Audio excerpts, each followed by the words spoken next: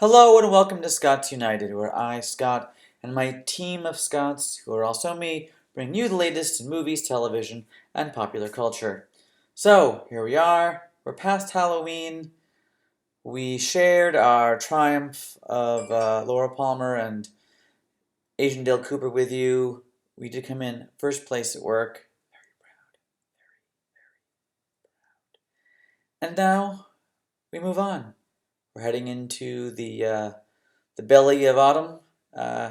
Cold weather's coming, and Oscar season is revving up. But before we get to movies, let's start with a new television show worth watching on Netflix. Hey Scott, I just finished Living with Yourself on Netflix, starring Paul Rudd. Ah, yes, ageless Paul Rudd. Ageless Paul Rudd, who we all love. Now, I admit, when I watched the first episode, I was almost ready to just sort of pass.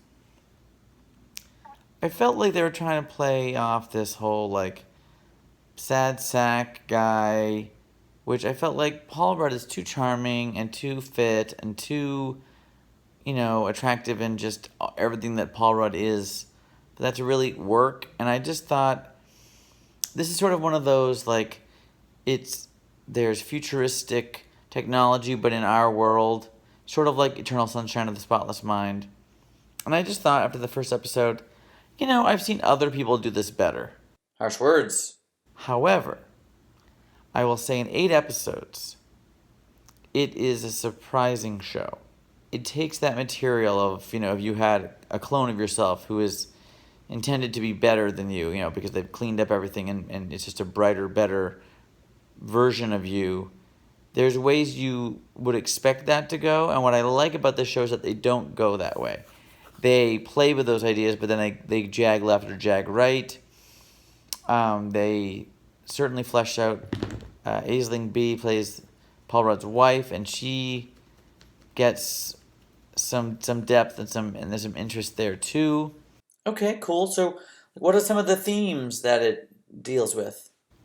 How people change, how they grow, how people in a long-term relationship work, how people in married life, get along and evolve together.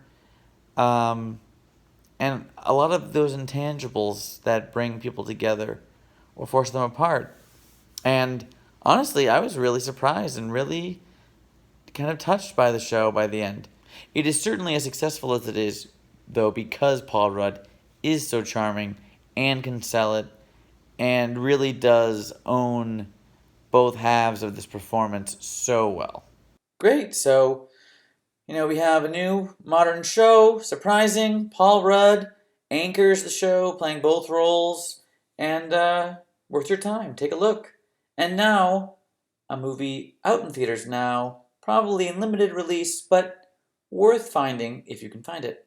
Hey Scott, just waking up and wanted to talk to you about Jojo Rabbit. Oh, sure. Directed by Taika Waititi, who directed Thor Ragnarok and Hunt for the Wilder People, What We Do in the Shadows, that guy.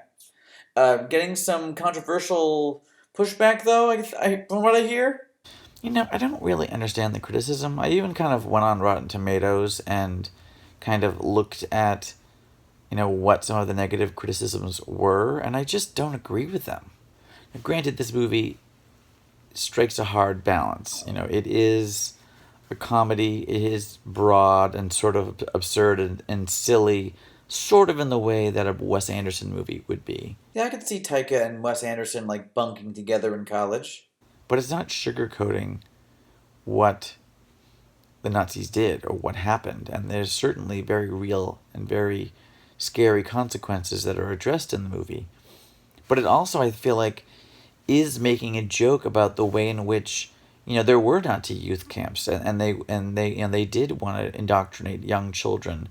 So it's almost clever because I think you don't know where that line is. That this stuff like this happened, and they did try to bring kids into the Nazi, youth movement.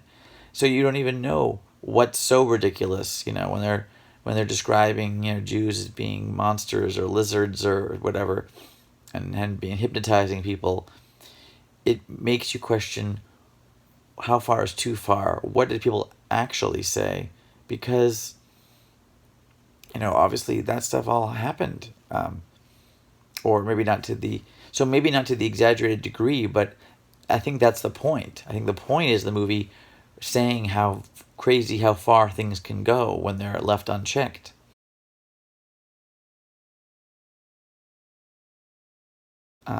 So I don't think it makes light of the Nazis at all, and I don't think it's trying to say that you know Nazis can be good, which is another thing I read. Like, what? I don't think that's true at all. I think you see what they're capable of in the movie, and through his eyes, and you see this boy that's only been brought up to believe one thing having to really come to terms with that, and the performance by this um, Roman Griffin Davis, I think is his name, the young boy that plays Jojo, who is in over 90% of the movie. I mean, we know from experience that there are movies that have been taken down by a less prominent child role, by that child actor just not being the right fit.